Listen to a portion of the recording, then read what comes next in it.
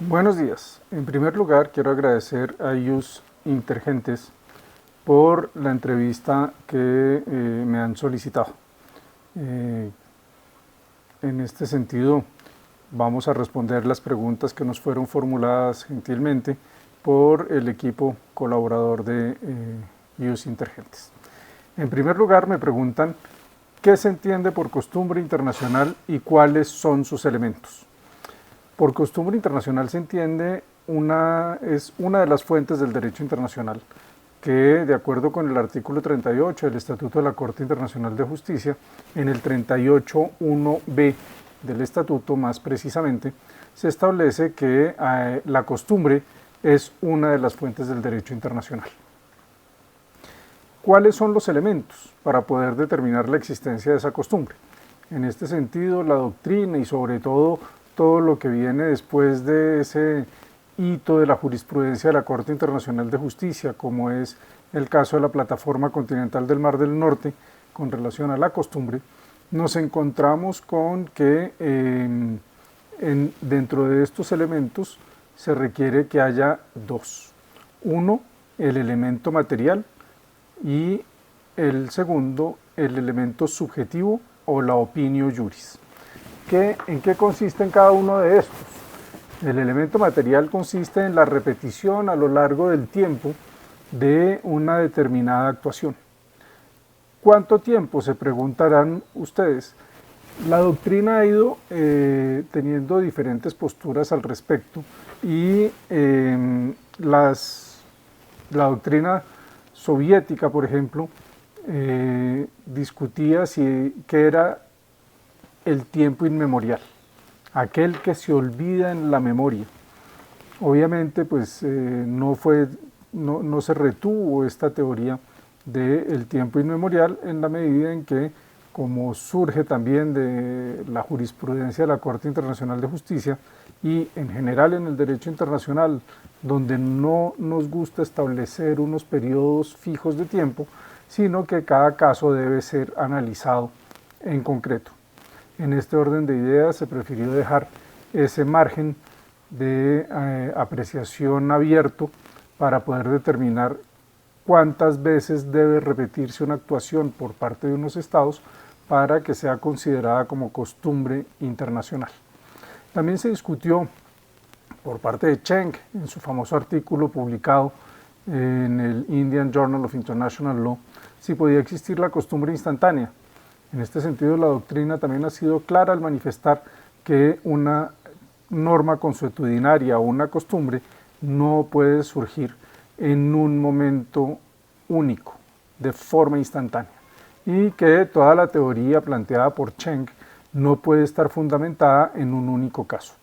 En este sentido, puede ser bastante peligroso el uso que le puedan dar ciertos estados a este tipo de teorías, como ha surgido posteriormente, pero la doctrina de forma firme ha manifestado que no puede existir una costumbre internacional como fuente del derecho que esté fundamentada en un acto instantáneo. Entonces, cada caso debe ser analizado en concreto para poder determinar si se cumple o no se cumple con este elemento material. El segundo es la opinio juris, o ese elemento subjetivo. Ustedes se preguntarán cómo podemos hacer para poder entrar en esa subjetividad del Estado y que podamos analizar o probar en un estrado judicial la existencia de una norma consuetudinaria que lleve a que existe esa vinculatoriedad que otorgan las fuentes del derecho internacional. Por esto es indispensable que exista esta opinio juris, pero sobre todo la habilidad del abogado que pueda probarlo. En este sentido, pues como elementos de prueba podemos encontrar varios. Uno de ellos pueden ser las mismas decisiones judiciales de la Corte Internacional de Justicia. Otro, las decisiones de los máximos tribunales en el derecho interno de los estados. Otro, la normatividad interna de los estados, y en ese sentido podemos entrar a probar si existe ese sentimiento del Estado de estar frente a una norma que le es vinculante. Por eso podemos también utilizar las instrucciones que se le dan a los embajadores y distintos tipos de documentos del Estado. Ustedes verán muy fácilmente cómo en aquellos estados que no han ratificado la Convención de Naciones Unidas del Derecho del Mar, que es el instrumento que establece que el mar territorial tiene una anchura de 12 millas náuticas, pues todos los estados, cuando tienen ese espacio, han incluido en sus mapas oficiales una anchura del mar territorial de 12 millas náuticas. No se podría entonces ir en contra de esta norma de las 12 millas náuticas si el derecho interno del Estado con el que se está en disputa tiene también dentro de su ordenamiento jurídico interno, como ya lo mencionaba, esa norma que establece, o esos mapas oficiales que determinan que la anchura de su mar territorial será de 12 millas náuticas. Entonces, como podemos ver, para poder determinar la existencia de una costumbre, es necesario que haya ese elemento material de la repetición en el tiempo y ese elemento subjetivo o la más conocido como opinio juris, que es ese sentimiento de que el Estado se encuentra frente a una norma que le es vinculante. La segunda pregunta que se me formula es la siguiente: ¿la práctica de un acto contrario al derecho internacional y reconocida como jurídicamente obligatoria por otros estados puede originar una nueva costumbre? La respuesta es sí. Hay una serie de actos que pueden ser contrarios en un momento dado al derecho internacional y que en una costumbre regional o en una costumbre bilateral o local los estados empiecen a actuar de forma contraria a un tratado o inclusive a otra costumbre. Es decir, una norma consuetudinaria puede ser modificada por otra norma consuetudinaria, o una norma consuetudinaria podría eventualmente modificar un tratado. En este orden de ideas, creo que efectivamente hay actuaciones de los estados que pueden llevar a que haya este tipo de modificaciones de las normas y de las fuentes del derecho internacional. La tercera pregunta que se me hace referencia al objetor persistente.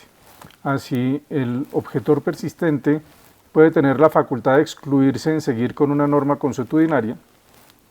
Y la segunda parte de la pregunta es si existen limitaciones a esta figura del objetor persistente. En este sentido, creo yo que es necesario, como la misma pregunta lo manifiesta, dividirlo en dos partes. La primera es que la idea del objetor persistente efectivamente sí es la de que esa norma consuetudinaria no le sea aplicable. El objetor persistente lo que está haciendo siempre es que está manifestando que no está de acuerdo con la existencia de esa norma como costumbre internacional y en consecuencia que esa norma no le puede ser vinculante. ¿Hay casos? Sí. Tenemos, por ejemplo, uno muy conocido que es el caso de Francia. Francia no ha ratificado la Convención de Viena sobre el derecho de los tratados porque no está de acuerdo con el artículo 53.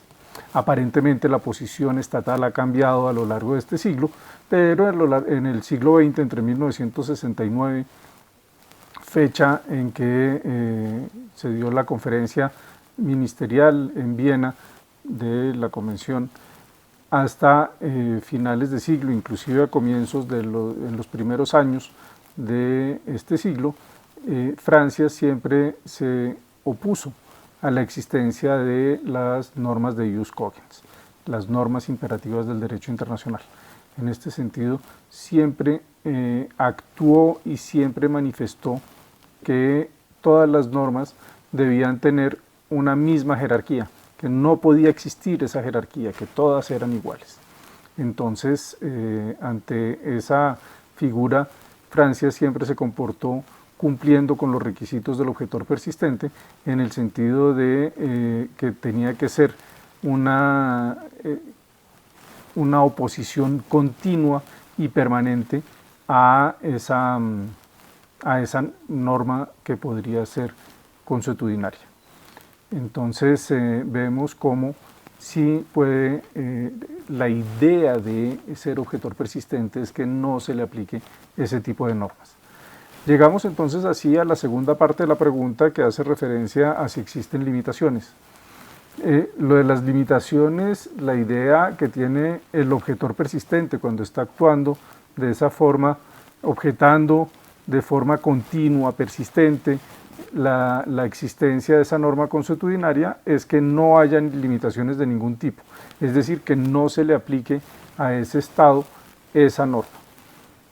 Sin embargo, es lo que puede ocurrir en un proceso y donde la carga probatoria que tenga la contraparte en ese proceso, pues podrán conllevar a que efectivamente se haya generado un vacío dentro de esa figura del objetor persistente por quien quiere que no se le aplique esa norma, y en ese sentido podrían surgir algunas limitaciones, pero más allá de esas limitaciones prácticas, la idea del objetor persistente es la del Estado que no quiere que se le aplique esa norma, y en ese sentido, cuando el Estado está actuando bajo esa figura, está actuando de tal forma que no haya limitaciones posibles. La cuarta pregunta que se me formula es la siguiente: si bien en el derecho penal internacional existe el principio nullum crimen sine lege, nulla pena sine lege, ¿la aplicación de la costumbre internacional resultaría viable, incluso antes de la codificación? Esta es la gran pregunta que ha surgido a lo largo del siglo XX, desde que al terminar la Primera Guerra Mundial se quiso juzgar al Kaiser Guillermo, pero en la medida en que los Países Bajos no lo quisieron entregar o extraditar para que pudiera ser juzgado, fue un intento fallido, pero desde ese momento, pasando por Nuremberg, Tokio, Ruanda, el Tribunal Penal para la antigua Yugoslavia y demás tribunales ad hoc, siempre se ha discutido el tema de si este tipo de principios están siendo violados con la creación de tribunales ad hoc que son creados con posterioridad a la ocurrencia de los hechos y de los crímenes. Los grandes genocidas siempre han objetado la competencia de este tipo de tribunales, precisamente porque se están violando este tipo de principios. Sin embargo, es un tema que ya ha quedado resuelto desde hace ya, por parte de la doctrina, desde hace ya varios años, en la medida en que en las conferencias de La Haya de finales del XIX y comienzos del XX, del siglo XIX y del siglo XX, obviamente, se estableció por parte del delegado ruso, el delegado Martens, que establecería en esa conferencia, hablaría de los principios de humanidad. Estos principios de humanidad que deben ser respetados por todo el mundo, independientemente de que haya una norma de que se encuentre tipificada o no tipificada en el ordenamiento jurídico de un Estado. No es necesario que se encuentre tipificado el genocidio como delito para que sepamos que no es lícito cometer un acto de genocidio. En ese orden de ideas siempre se ha acudido a la cláusula Martens para poder juzgar y darle el fundamento jurídico a este tipo de tribunales, a pesar de esos principios del derecho penal que por parte de algunos estarían siendo violados. Entonces, la cláusula Martens creo que es la respuesta efectiva a esta pregunta, y en consecuencia pues no creo que haya ningún tipo de problemas con relación a la aplicación de estos principios. Bueno, finalmente la última pregunta, la quinta pregunta, hace referencia a cómo se manejó el tema de la costumbre en el caso de Nicaragua contra Colombia. La sentencia de 2012, y pues que tiene también una incidencia en los dos nuevos casos que se están adelantando actualmente en la Corte Internacional de Justicia. Como es bien sabido, Colombia no ha ratificado la Convención de Viena sobre el Derecho del Mar de 1982, la Convención de Montego Bay y Jamaica. En esta convención, el artículo 76 establece todos los diferentes puntos relativos a la plataforma continental, incluido lo que se conoce como plataforma continental extendida. En mi concepto, Colombia no ha aceptado esta convención por muchos aspectos, pero especialmente porque